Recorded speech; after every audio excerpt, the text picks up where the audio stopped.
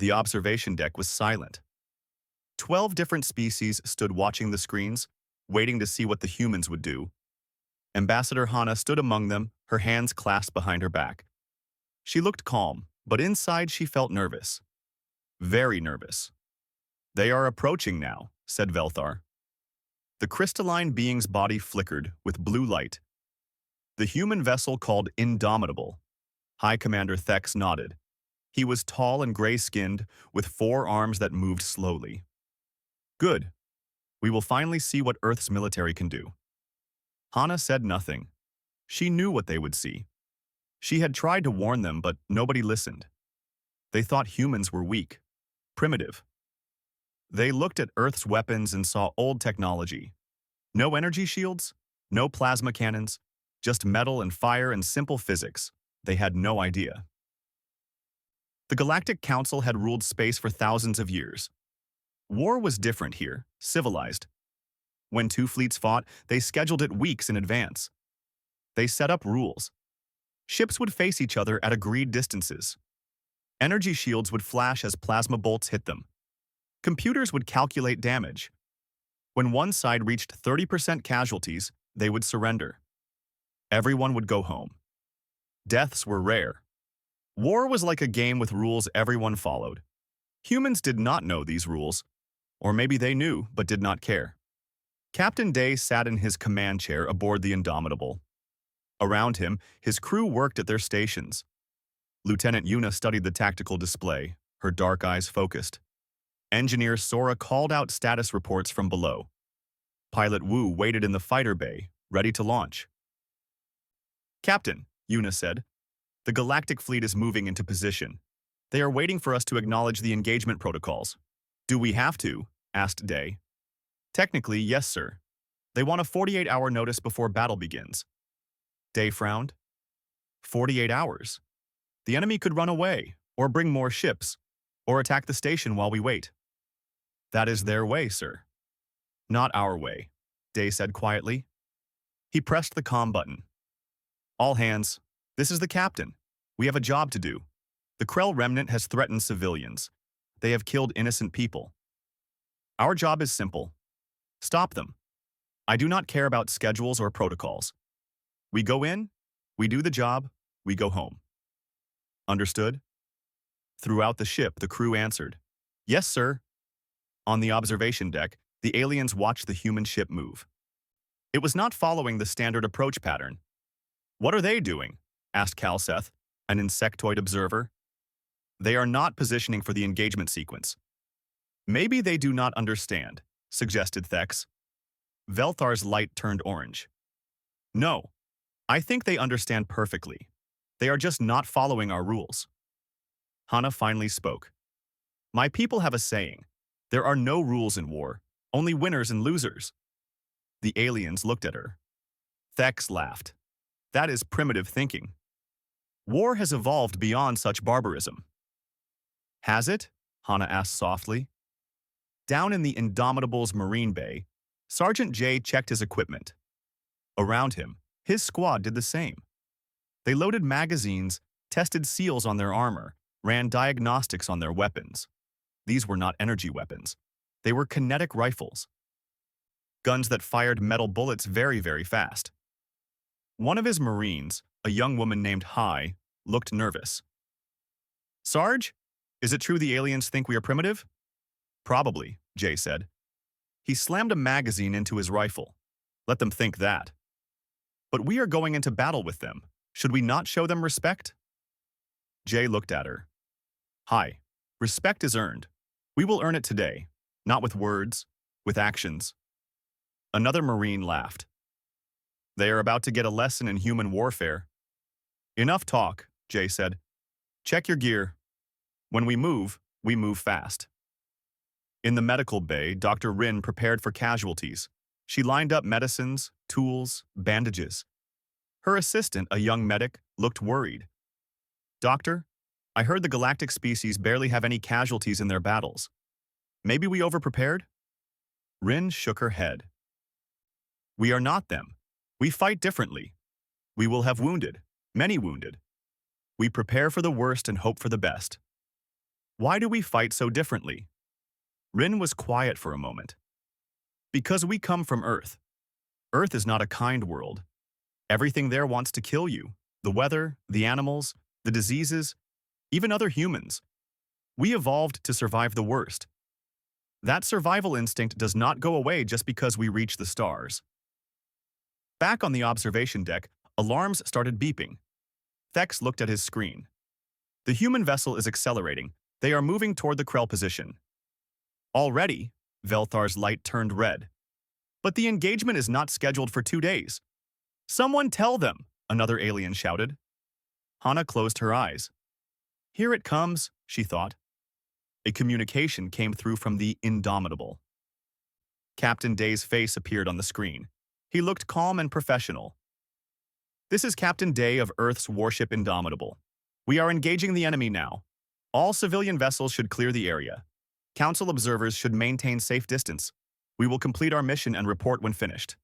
Wait, Thex called out. You cannot just attack. There are protocols, rules. Day tilted his head. Sir, with respect, the enemy killed civilians. They do not follow rules. Why should we? Because we are civilized.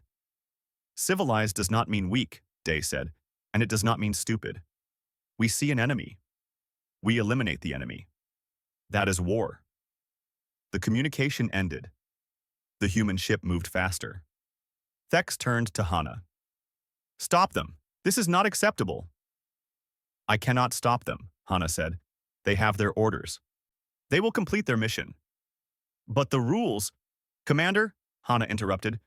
You asked for our help. You said you needed Earth's military. Did you think we would fight like you? We are not you. We never will be. Velthar's whole body was flickering now, cycling through colors. What have we done? What have we invited into the council? Hana looked at the screens. The Indomitable was almost at weapons range. Behind it, 6 smaller human ships followed. She could see the Krell remnant vessels ahead. They were not ready. They were waiting for the standard protocol signals. They would not get them. You invited humans, Hana said quietly. Now you will see what that means. On the Indomitable's bridge, Yuna called out ranges and distances. Pilot Wu launched with his fighter squadron. In the Marine Bay, Jay and his squad strapped in for possible boarding action. In engineering, Sora pushed the engines harder. In medical, Rin took a deep breath and prepared for the wounded. Captain Day sat forward in his chair. Weapons range in 30 seconds. All stations report ready. One by one, his officers confirmed. Target the lead ship, Day ordered. Fire when ready. The Indomitable's railguns charged. These were not lasers or plasma weapons. These were magnetic accelerators that threw solid metal slugs at impossible speeds. The Krell had energy shields. Energy shields stopped energy weapons. They did not stop metal moving at a fraction of light speed. 15 seconds, Yuna said. Day's hand tightened on his armrest. For Earth, he said quietly. Throughout the ship, the crew echoed him. For Earth. On the observation deck, the aliens watched. They did not understand what they were about to see. They thought they were watching a standard engagement, a civilized battle between modern forces. They were wrong. They were about to witness something the galaxy had not seen in thousands of years. They were about to see humans at war, real war, Earth war, and they would never forget it. The timer hit 0. The Indomitable fired. The first railgun slug hit the Krell ship's shield. For a moment, nothing happened. Then the shield flickered, sparked, and died. The metal slug punched through the hull like it was paper. The ship broke apart in silence. On the observation deck, every alien froze. What? Velthar's voice was barely a whisper. What just happened? Thex stared at his instruments. Their shields failed. How did their shields fail? Those shields can withstand direct plasma cannon fire for hours. Hana watched the screens. Energy shields stop energy. That was not energy. That was just metal moving very fast. But that is primitive, Calseth buzzed. We stopped using kinetic weapons thousands of years ago. You stopped using them because they were uncivilized, Hana said. We stopped using them because we found better ways to kill each other. Then we started using them again because they work. Another Krell ship exploded, then another. The human railguns fired again and again. Each shot was simple physics, mass times velocity, no fancy energy signatures, no quantum mechanics, just old-fashioned momentum, and it was devastating. They need to retreat, Velthar said. Tell the Krell to retreat. They are trying, Thek said, his forearms working frantically at his controls. But the humans are jamming their communications. That is against the rules. Hana did not even look at him. There are no rules. Aboard the Indomitable, Una tracked targets with cold precision. Lead ship destroyed. 2 frigates damaged. Their formation is breaking. Keep firing, Day ordered. Do not let them regroup. Pilot Wu's voice came through the comm. Fighter squadron engaging their smaller craft. They are not putting up much fight, sir. Their pilots seem confused. They were expecting a scheduled battle, Una said. They thought they had 2 days to prepare. Day allowed himself a small smile. Surprise is a weapon, too. Press the attack. The human fighters moved like nothing the galaxy had seen. They did not follow engagement patterns. They did not wait for shield calculations. They just attacked from every angle, unpredictable and fast. The Krell pilots tried to follow their training, but their training assumed the enemy would be civilized. Humans were not civilized, not in battle. One Krell ship tried to run. It turned and began to accelerate away. On the observation deck, the aliens nodded. Good. They are retreating. The humans will let them go. That is protocol. The Indomitable changed course and followed. What are they doing? Thex demanded. Hana's voice was flat. Humans do not let enemies escape. But they are fleeing. They are no longer a threat. They are still enemy combatants. They could come back with reinforcements. They could warn others. As long as they can fight, they are threats. The running Krell ship died like the others. Metal slugs tore through its engines and it went dark, tumbling through space. Velthar's light was pure white now. Fear. This is not war. This is slaughter. This is what war looks like when you fight to win, Hana said quietly. On the Indomitable, alarms started blaring. Incoming fire, Una called out. The Krell are targeting us. Evasive maneuvers, Day ordered. Sir, should I activate defensive protocols? What defensive protocols? We do not have shields. Exactly, sir. Plasma bolts streaked toward the Indomitable. The ship twisted, turning hard. Most of the shots missed. 2 did not. They hit the hull, burning through armor, venting atmosphere. Damage report, Day called. Sora's voice came from engineering. Hull breach on Deck 7. Fire in Section 12. We are sealing it off now. Casualties? 3 dead. 5 wounded. Dr. Rin is responding. 3 dead. Just like that. The Galactic observers saw the casualty count update on their screens. They were horrified. 3 dead in the first few minutes of battle? This was supposed to be a minor skirmish. But the human ship did not slow down. It did not retreat. It kept attacking. Are they not going to withdraw? Kalseth asked. They have taken damage. They have casualties. 3 dead is not that many, Hana said. Not that many? Velthar's light flashed red. 3 beings died. That is a tragedy. That is Tuesday for humans, Hana said softly. We have had battles where millions died. The aliens stared at her. Millions. They could not even imagine it. In 10,000 years of Galactic Council warfare, total deaths were less than 100,000. And this small human woman was talking about millions dying in single battles. What kind of species was this? Down in the medical bay, Dr. Rin worked on a wounded crewman. Shrapnel had torn through his leg. He was screaming. She gave him something for the pain, but she did not give him much. They might need him back at his station. Am I going to die? The crewman asked. Not today, Rin said, working quickly. You will live. You might even walk again. Might? I am a doctor, not a miracle worker. Hold still. The wounded man gritted his teeth. Another explosion rocked the ship. Medical equipment fell over. Rin did not stop working. Her hands stayed steady. Years of training. Years of working in chaos. Doctor, her assistant said, more wounded coming in. The Marines are preparing to board an enemy ship. Boarding? Rin looked up. Seriously? Orders from the captain. Rin shook her head and went back to work. Of course they are. Nothing is ever simple with humans. In the Marine Bay, Sergeant Jay and his squad checked their weapons one final time. The Indomitable was closing on a damaged Krell cruiser. Their job was to board it and secure it. Listen up, Jay shouted. This is not a training exercise. The enemy inside will be armed. They will be scared. Scared beings do stupid things. Stay sharp. Watch your corners. Cover your teammates. We go in fast, we secure fast, we get out fast. Questions?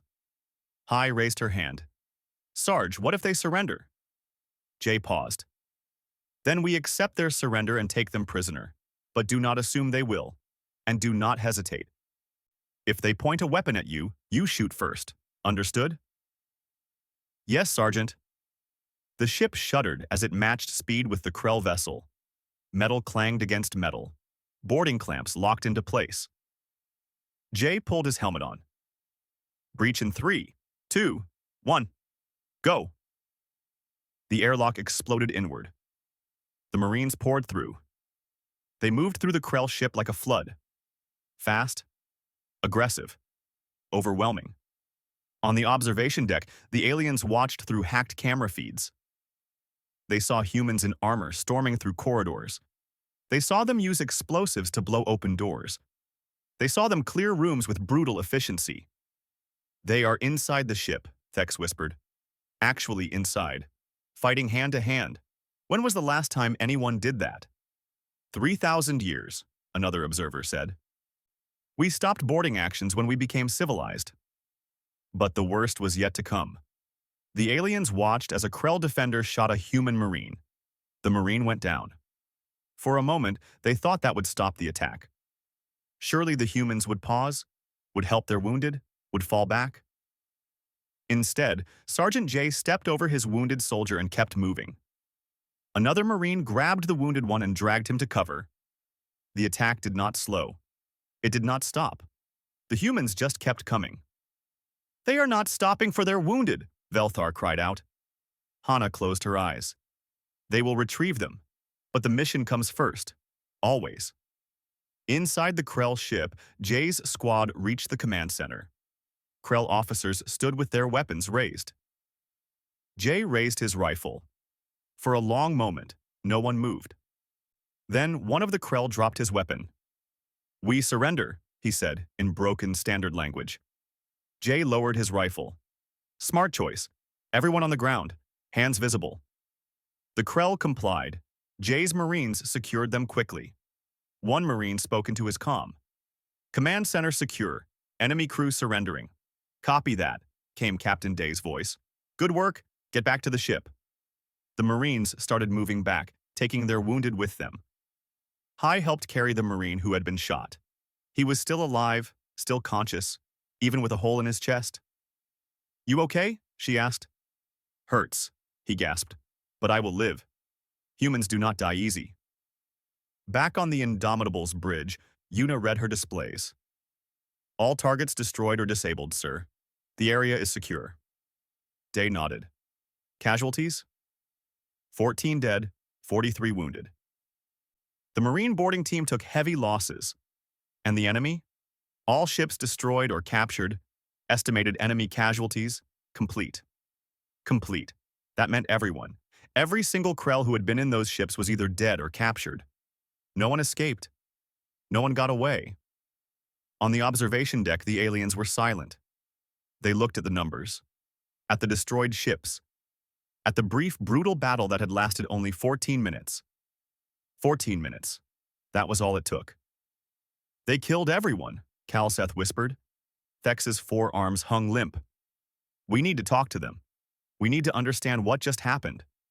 But Hana was already walking toward the door. You understand perfectly, Commander.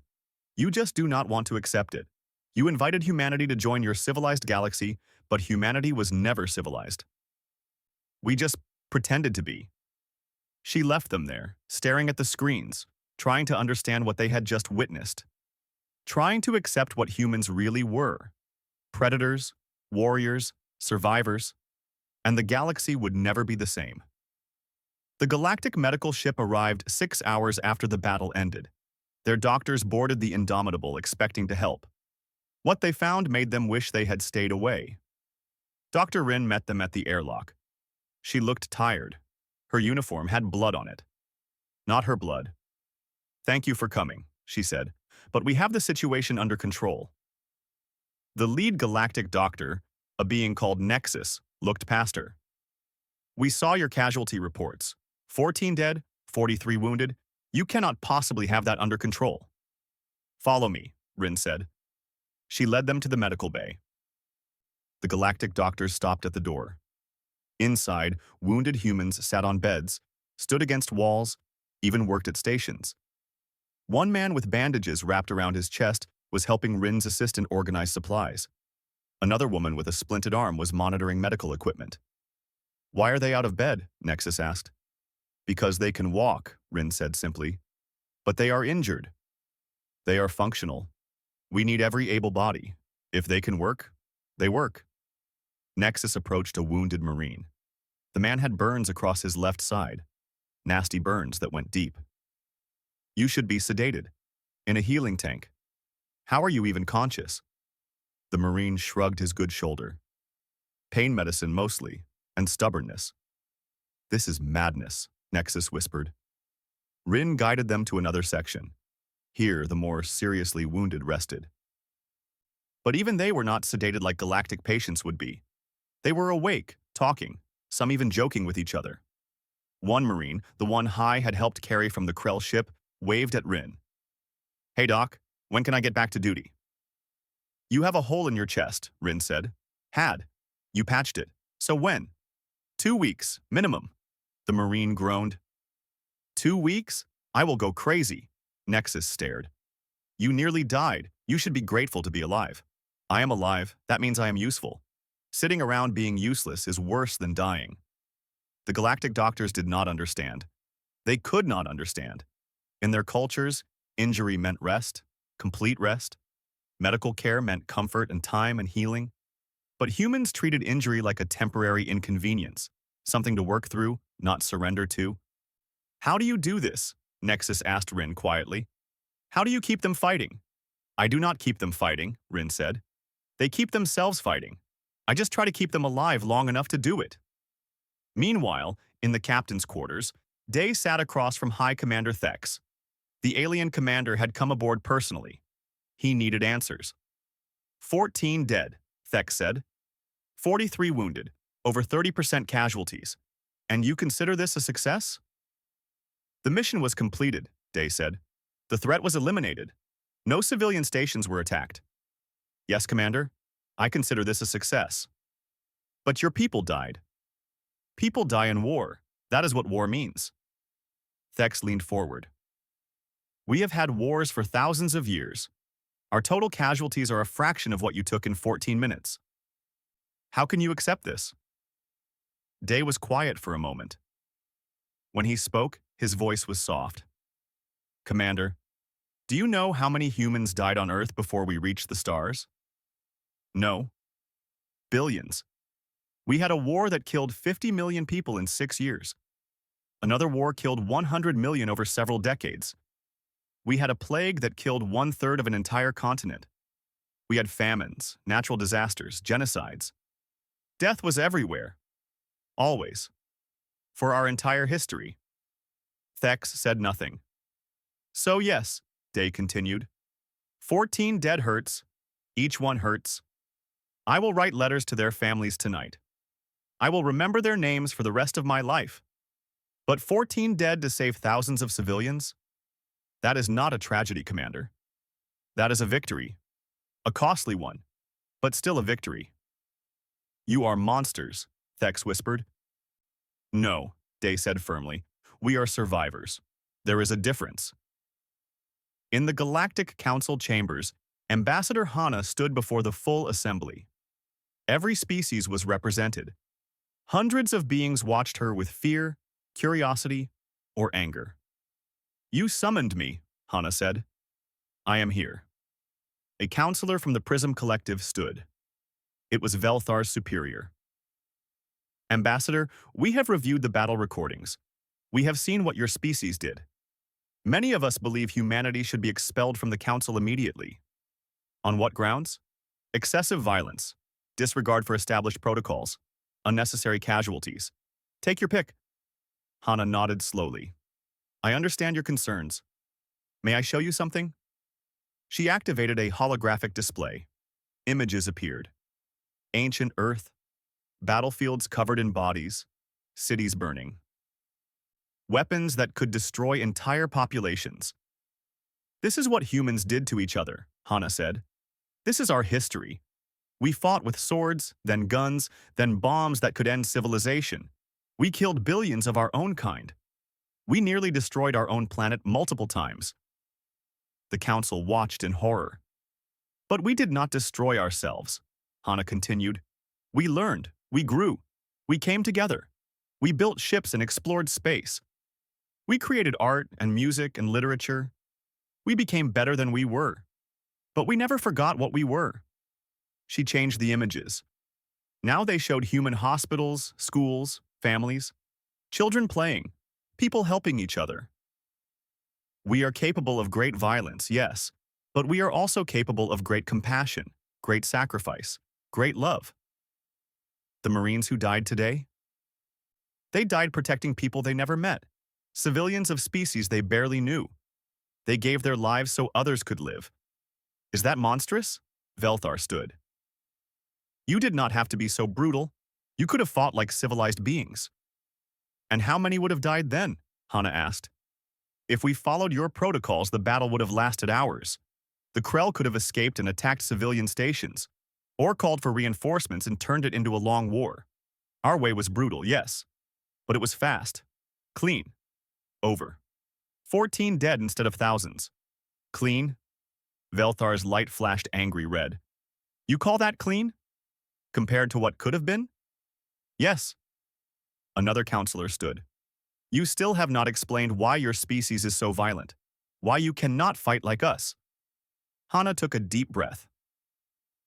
Because Earth is not like your worlds.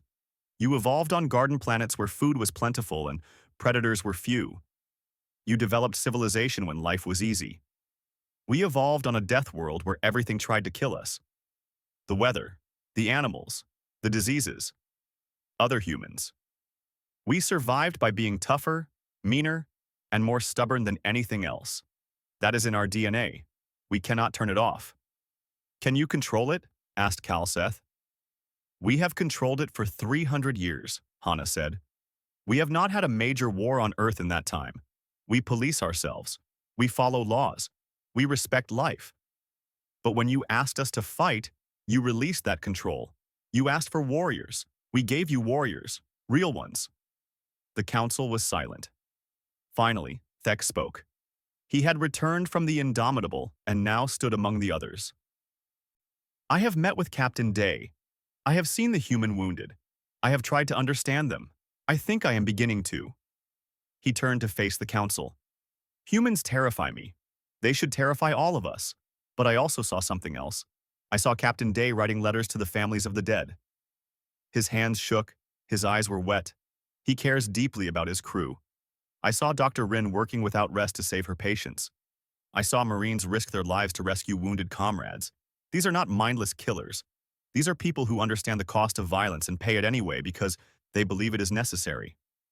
Velthar's light dimmed. So what do?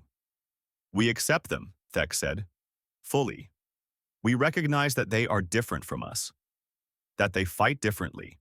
That they see war differently. But we also recognize that we might need them. The galaxy is not always peaceful. There are threats that do not follow our rules. And when those threats come, we will need someone who knows how to fight without rules. You want to keep humans as our attack dogs? Another counselor asked. I want to keep humans as our allies, Thex corrected. And yes, sometimes that means using their unique abilities. But it also means respecting them, understanding them, and helping them become the best version of themselves. The debate went on for hours. Hana stood through all of it, answering questions, defending her species, trying to make them understand. Finally, they called for a vote. Keep humanity in the Galactic Council, or expel them. The votes came in slowly. Some species voted to expel immediately. Others voted to keep humans. It was close. Very close. In the end, humanity stayed. By a margin of just 12 votes. Hana left the chambers exhausted. Outside, she found Captain Day waiting. He had cleaned up, changed his uniform. But she could still see the weight in his eyes. "Well?" he asked. "We stay," Hana said. "Barely." "Good enough." They stood together in silence for a while. Finally, Hana spoke. "Did we do the right thing? Showing them what we really are?" Day considered the question. They needed to know. Better they see it now, in a small battle, than later in a big one. At least now they understand what they are dealing with. They are scared of us. They should be. We are scary. He smiled slightly. But maybe that is not a bad thing. Fear brings respect. Respect brings peace. Or war. Then we will fight the war and win it, Day said simply. That is what humans do. Hana looked at him. This man who had killed enemy combatants without hesitation, who had led his crew into danger, who had accepted casualties that would horrify any other species. And yet, here he stood, calm and certain and somehow still human. "What did you tell Commander Thex?" she asked. "The truth, that we are survivors, that we do what is necessary, that we pay the price and keep moving forward." And he accepted that? He had no choice, Day said. We are what we are. The galaxy can accept us or reject us, but they cannot change us. High above, on the observation deck of the galactic flagship, Velthar stood alone. Their crystalline bodies cycled through colors as they thought. Fear, curiosity, uncertainty. Finally, they settled on blue, the color of contemplation. They brought up the battle recordings again, watched the humans fight, watched them die, watched them win. And slowly, very slowly, Velthar began to understand. Humans were terrifying, but they were also fascinating. And maybe, just maybe, they were exactly what the galaxy needed, even if no one wanted to admit it yet. 3 weeks after the battle, things started to change. Velthar requested permission to visit the Indomitable. The request surprised everyone. The crystalline being had been one of humanity's loudest critics. But something had changed. They wanted to understand. Captain Day approved the visit. He met Velthar in the docking bay personally. "Welcome aboard," Day said, extending his hand. Then he remembered aliens did not shake hands. He lowered it. "Thank you for allowing this," Velthar said. Their light was a neutral green. "I know I have not been kind to your species. You were honest. I respect that more than false kindness." Velthar's light shifted to blue. "Surprise. You are not angry. Why would I be angry? You saw us at our worst and reacted with fear. That is natural. Fear is honest." They walked through the ship together. Velthar asked to see everything. The bridge, the weapons, the engine room, the medical bay. Day showed them all of it. In the Marine Bay, Sergeant Jay was training his squad. The Marines who had survived the battle were running drills.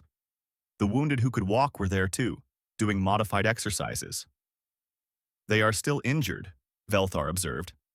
"They are healing," Jay corrected. "Healing does not mean stopping. It means adapting." A young Marine, Haye, approached. Her arm was in a light brace. "Sergeant, permission to run the assault course?" "Permission denied. You cannot climb with that arm." "I can try." "You can also re-injure yourself and be useless for months. Use the simulator instead." Hai looked disappointed but nodded. "Yes, Sergeant." After she left, Velthar asked, "Why do they want to keep training? They nearly died." "That is exactly why," Jay said. "They know how close they came. They want to be better, faster, stronger. So next time, maybe they do not come so close." "Next time," Velthar repeated. "You expect more battles?" "Always. Hope for peace." Prepare for war. That is how you survive. In the medical bay, Dr. Rin showed Velthar her work. She had published a paper on human combat biology. It was spreading through the galactic scientific community like wildfire. Your pain tolerance is remarkable, Velthar said, reading through the data. You can function with injuries that would incapacitate my species. Evolution, Rin explained. Our ancestors had to keep running even when hurt. The ones who stopped died. The ones who kept going survived and had children. After millions of years, we became very good at ignoring pain. But you still feel it? Of course, pain tells us something is wrong. But feeling pain and being stopped by pain are different things. Velthar's light flickered thoughtfully. What about emotional pain? Does that work the same way? Rin paused. That is a good question. I think yes, we feel grief, loss, sadness, but we keep functioning. We keep living. Because stopping means dying. And humans do not accept death easily. Later, in the mess hall, Velthar ate with the crew. Or rather, watched them eat. The crystalline being absorbed nutrients through light, not food. But they wanted to observe human social behavior. The crew was loud. They joked, laughed, told stories. Some talked about the battle, others avoided the topic. But there was a unity among them. A bond. Lieutenant Yuna sat nearby. She noticed Velthar watching. You look confused. I am trying to understand, Velthar admitted. Your people just fought a terrible battle. Many died. Many were hurt. But you are laughing. How? Yuna thought about it. Because we are alive. Our friends who died would not want us to sit around being sad. They would want us to live, to enjoy life, to make their sacrifice mean something. By laughing? By living fully. Yes.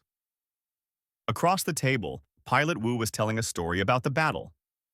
So I am chasing this Krell fighter, right? And he thinks he can outturn me. Me. So I push the engines past safety limits, pull a turn that nearly blacks me out, and boom, right on his tail. One shot, clean kill. The other pilots cheered. Velthar noticed something. You sound excited. You enjoyed the battle? Wu's smile faded a bit. Enjoyed? No, but I did my job well. I protected my team. That feels good. Not the killing, never the killing, but the winning, the protecting. That feels right. Velthar was beginning to understand. Humans did not love violence. They loved victory. They loved protecting others. The violence was just the tool they used, a necessary evil. That evening, Velthar met privately with Captain Day in his quarters. The captain poured tea. Another human ritual. Have you learned what you came to learn? Day asked. I think so, but I have more questions. Ask. Why do you fight so hard? You could surrender when things get difficult. You could retreat. You could preserve lives. But you do not. Why? Day sipped his tea. Let me tell you a story. When I was young, my grandfather told me about his grandfather. This would be my great-great-grandfather. He lived during one of Earth's terrible wars. His city was surrounded by enemies. No food, no water, no hope. The logical thing was to surrender. But they did not. They did not. They held that city for 900 days. Many died of starvation, of disease, of bombardment. But they held, and eventually, they won. That is insane. Maybe, but it is also human. We do not surrender because we believe we can win, even when we probably cannot. That belief, that stubbornness, that refusal to give up, it is what makes us dangerous. But it is also what makes us powerful. Velthar's light cycled through several colors, processing. I think I understand now. You are terrifying not because you are strong. You are terrifying because you do not know when to quit. Exactly, Day said with a small smile. Meanwhile, in the Galactic Council chambers, debates continued. New protocols were being written. How to work with humans, how to deploy them, how to control them. Ambassador Hana argued against the word control. You cannot control us, she told the council. You can only point us in the right direction and hope we do not go too far. That is not reassuring, Thek said. It is not meant to be. It is meant to be honest. a new threat emerged in the outer rim. Reports came in of attacks on colony worlds, not the Krell remnant. Something else. Something worse. The attacks did not follow galactic protocols. Civilian populations were targeted. No warnings given. No surrender accepted. Entire colonies went silent.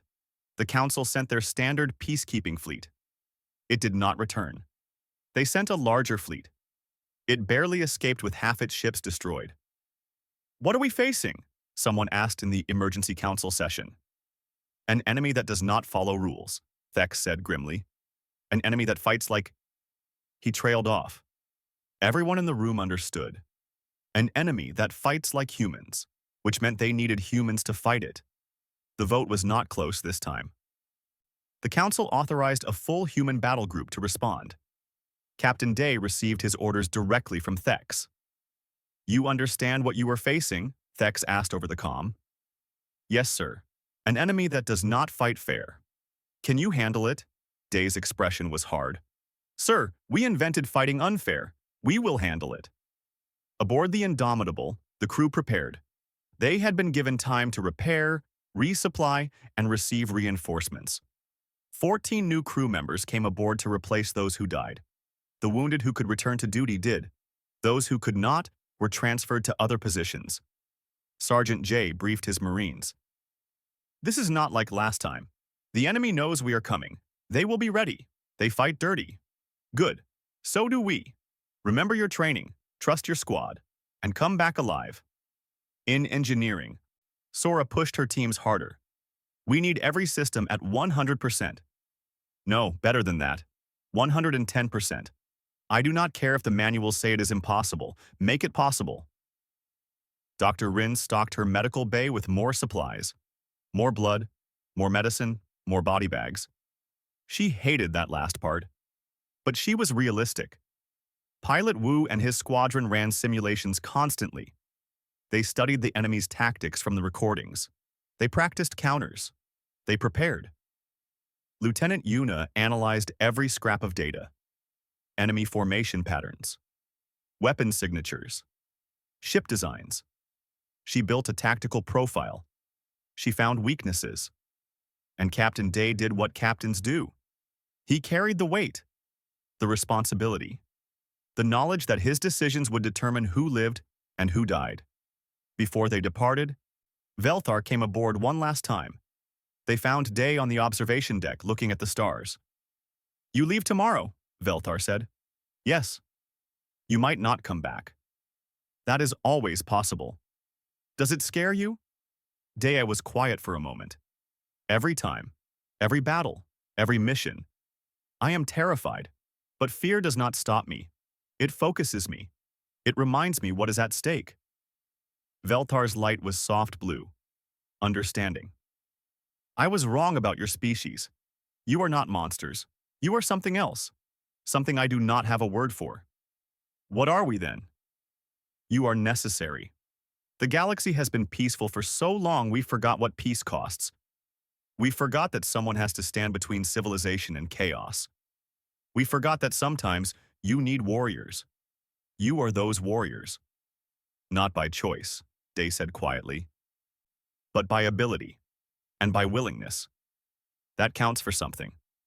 They stood together, human and alien, looking at the stars. Somewhere out there, an enemy waited. An enemy that would test everything humanity was. And humanity would answer. The next day, the Indomitable left dock. Behind it, 15 more human warships followed. Thousands of crew members, hundreds of fighters, enough firepower to level planets. But more than that, they carried something the galaxy had forgotten. The will to fight, the refusal to surrender, the stubborn, terrifying, beautiful human spirit that said no matter how bad things got, they would keep going. The observers watched them go. Velthar recorded it all. They knew they were watching history. The moment when humanity stopped being a curiosity and became something more. A shield. A sword. A guardian. The galaxy's monsters, fighting the real monsters, and everyone hoped it would be enough. The enemy was called the Devourers. Nobody knew where they came from. They appeared in the Outer Rim 3 months ago and started destroying everything. They did not negotiate. They did not communicate. They just killed. The human fleet arrived at the contested system 7 days after leaving dock. What they found made even the hardened crew pause. 3 colony worlds, silent. Orbital stations, destroyed. Debris fields where entire fleets had been. And in the center, the Devourer fleet. 30 ships, maybe more. All heavily armed. Analysis, Captain Day ordered. Lieutenant Yuna studied her screens. Their ships are bigger than ours. More weapons. Heavier armor. They outnumber us 2-1. Tactical assessment? We cannot win a straight fight, sir. Good thing we do not fight straight, then. Day opened a channel to the fleet. All ships, this is Day. You see what we are facing. You know the odds. Standard tactics will not work. So we adapt. We use what they do not expect. We use what makes us human. Questions? From the other ships, his fellow captains responded. They were ready. Some sounded nervous. Others sounded eager. But all sounded determined. Remember, Day continued, we are not here to play by rules. We are here to win, protect each other, trust your crews, and show these things what happens when you threaten humanity's allies. On the observation deck of the Galactic Council flagship, safely distant, the observers gathered again. Velthar was there. So was Thex. So was Hana. They watched the displays showing both fleets. The humans are insane, someone whispered. They are going to attack? Against those odds? They are going to win, Hana said quietly. How can you know that? Because they are too stubborn to lose. The Indomitable moved forward. Behind it, the human fleet spread out. They did not form the tight formations the galactic forces preferred. Instead, they scattered. Unpredictable, chaotic. The Devourers opened fire first. Massive energy beams lanced out. They hit empty space. The human ships had already moved. Evasive pattern Alpha, Day ordered. All ships, weapons free, target their command vessels. The human fleet attacked from 12 different angles at once. Railgun slugs tore through space. Missiles streaked toward targets. Fighter squadrons launched and spread like angry insects. Pilot Wu led his squadron against the enemy fighters. The Devourers' craft were fast and well-armed, but they flew in predictable patterns. Wu did not. Break formation, he shouted. Do not let them predict you. His fighters scattered, then converged from unexpected angles. The enemy could not track them all, could not anticipate their moves. Human pilots flew by instinct, not programming. And instinct was hard to predict. One of Wu's wingmen took a hit. The fighter spiraled away, damaged but not destroyed. I am hit! I am going down! Negative, Wu snapped. You are not going down. You are going to limp back to the Indomitable and land that bird. You hear me? Sir, my controls are barely responding. Then use what you have. You are a human pilot in a human fighter. Act like it. The damaged fighter steadied. The pilot cursed, fought the controls, and somehow kept flying. He would make it back. Humans did not give up. On the Indomitable, engineer Sora watched her power readings climb into dangerous levels. Captain, we are running hot. The engines cannot take much more. How much time can you give me? Safely, none. We are already past safe limits. Unsafely then, how much time? Sora smiled despite the danger. As long as you need, sir, I will keep her running. That is my engineer. Make it happen. The battle became chaos. Exactly what humans wanted. In chaos, training mattered less than adaptation, and humans adapted fast. A Devourer ship closed on a human destroyer. It prepared to fire its main weapon, but the destroyer did not run. Instead, it charged straight at the enemy. At the last second, it released all its missiles at point-blank range and veered off. The Devourer ship, too close to dodge, took the full barrage. It broke apart.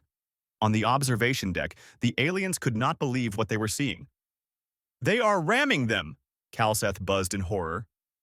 Not ramming, Yuna corrected. She was monitoring the battle from the council ship. Forcing close encounters, the Devourers are built for long-range combat. Their weapons are less effective up close, so we get close. That is insane. That is human.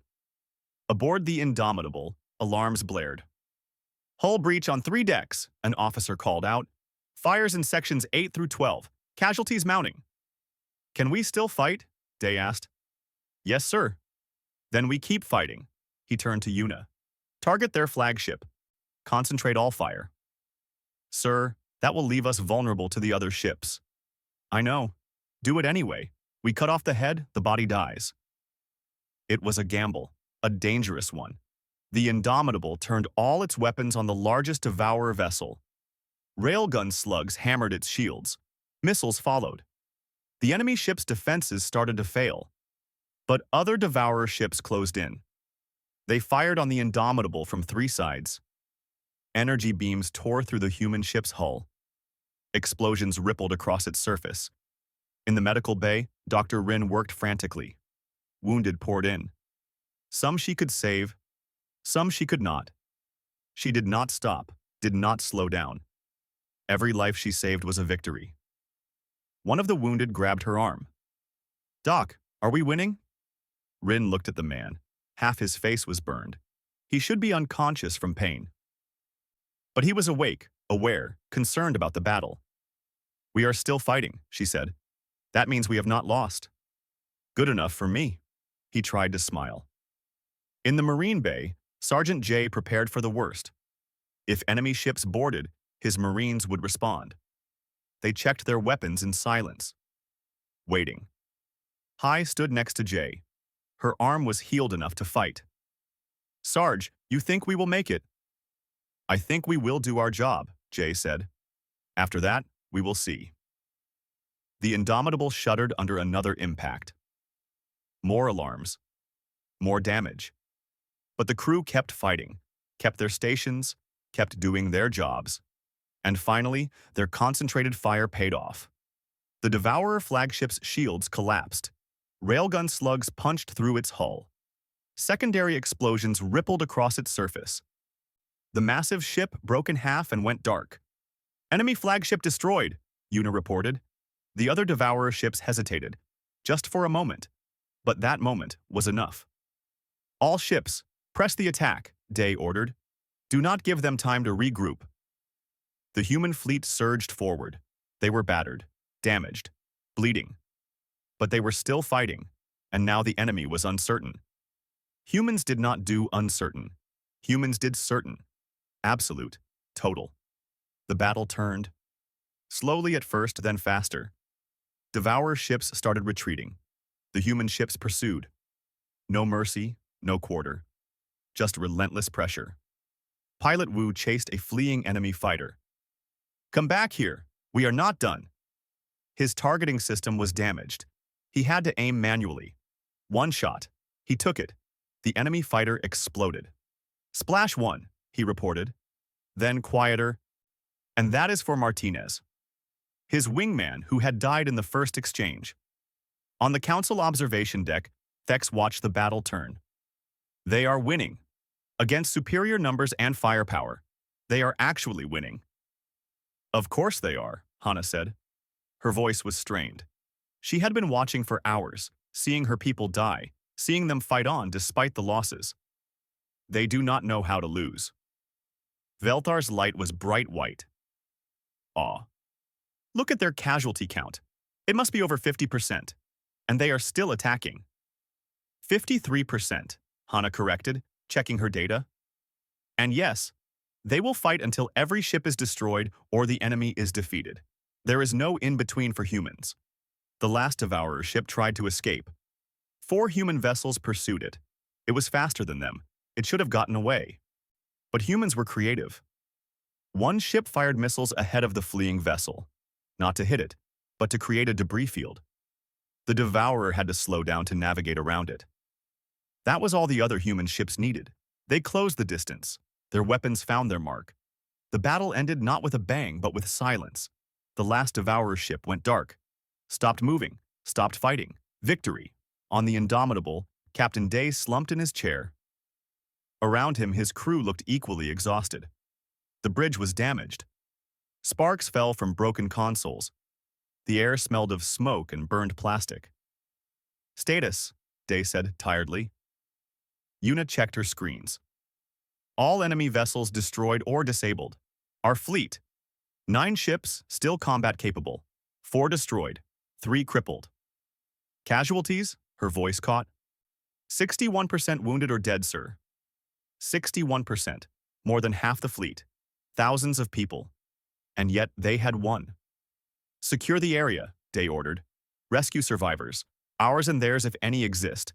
Someone contact the council. Tell them the threat is eliminated." He stood up slowly.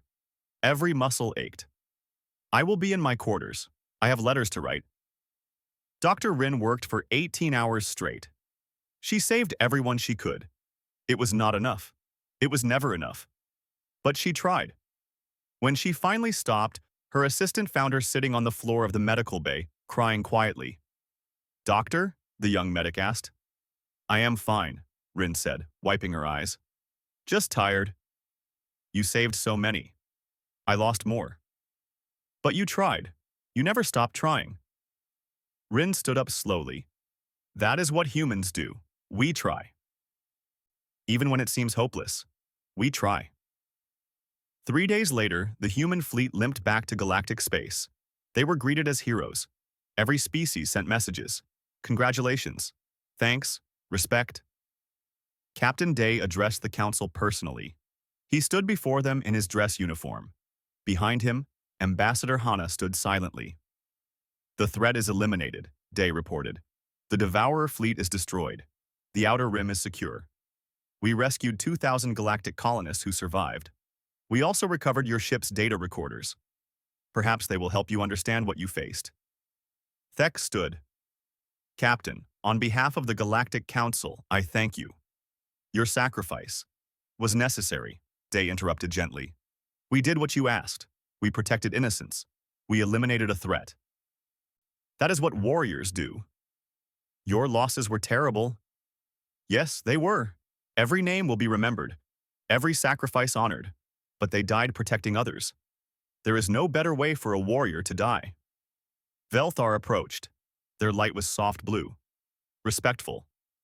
"Captain, I owe your species an apology. I called you monsters. I was wrong." "You were not wrong," Day said. "We are monsters. To our enemies. We are brutal and relentless and terrifying. But to our friends, we are guardians. It depends on which side you stand on. And we are your friends? You asked for our help. We gave it. That makes you allies. And humans protect their allies. Always." The council voted again. This time it was unanimous.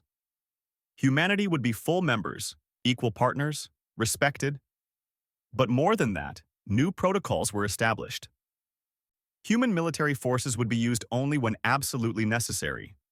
And when they were used, everyone else would stand back and let them work. Because nobody wanted to watch humans at war more than once. Weeks later, Velthar published their final report. It became required reading for every species in the council. The report's conclusion was simple.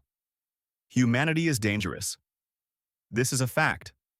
They evolved on a world that tried to kill them and became killers themselves to survive. They are violent, stubborn, and terrifying in battle. They do not surrender. They do not retreat. They fight until they win or die, and sometimes they do both. But humanity is also necessary. The galaxy has been peaceful for so long, we forgot what peace costs. We forgot that someone must stand between civilization and chaos. We forgot that sometimes, the only answer to violence is greater violence. Humanity remembers. They never forgot because they never could. It is written in their bones, their blood, their DNA. They are warriors, survivors, protectors. The extraterrestrials watched in horror as humans entered battle. We saw what they could do, what they were willing to do, and it terrified us. But now we understand. Humanity's violence is not random. It is not senseless. It is controlled, directed, purposeful. They are a weapon, yes, but a weapon wielded by conscience, by compassion, by the desire to protect those who cannot protect themselves. We are fortunate that humanity chose to be our allies, because the alternative is unthinkable. To all species reading this, treat humanity with respect, earn their friendship, honor their sacrifices, and never, ever make them your enemy. Because humans do not fight to win wars. They fight to end them. Permanently. On Earth, in a small town, a memorial was built. The names of all who died fighting for the Council were carved in stone. Thousands of names, thousands of stories. Captain Day attended the dedication ceremony. So did Dr. Rin, Sergeant J, Pilot Wu, Engineer Sora, and all the others who had survived. They stood in silence, reading names, remembering faces, honoring sacrifices. A young child approached Day. "Sir, were you there, in the battle?" "I was," Day said gently. "Were you scared?" "Yes, very scared." "But you fought anyway?" "Because I was scared." When you are scared, that means what you are protecting matters, and protecting what matters is always worth being scared. The child thought about this. "I want to be brave like you when I grow up." Day knelt down to the child's level. "Then be kind, be compassionate, be willing to help others. That is what real bravery is. Fighting is just what happens when bravery is not enough." As the sun set, the ceremony ended. People dispersed. But Day stayed a while longer, looking at the names, carrying the weight. Lieutenant Yuna found him there. "Sir, the shuttle is waiting." "I know, just a few more minutes." She stood beside him in silence. Finally, she said, "They say the galaxy will never forget what we did." "Good, neither will we." "Was it worth it? All those lives?" Day looked at her. "Ask the 2,000 colonists we saved. Ask the millions who live safely because we removed that threat. Ask the future generations who will grow up in peace. They will tell you if it was worth it." "And what do you think?" "I think it had to be done. And I am glad we were the ones to do it. Because we understood the cost and paid it anyway. That is what makes us human." They walked back to the shuttle together. Behind them, the memorial stood silent in the growing darkness. Names carved in stone, stories told in sacrifice. The galaxy would remember. The extraterrestrials had watched in horror as humans entered battle. They watched as humans fought, bled, died, and won. And they learned what humanity truly was. Not monsters, not saints, but guardians. Warriors who knew the cost of violence and paid it to protect those who could not protect themselves. The galaxy was safer now. Not because humanity had destroyed an enemy, but because everyone understood that humanity would destroy any enemy that threatened the innocent. That understanding brought peace, real peace, the kind that lasted. Because sometimes the only way to keep peace is to be willing to break it, and humanity would always be willing. The extraterrestrials watched in horror. But watching in horror was better than dying in ignorance. Humanity had entered the battle, and the galaxy would never be the same.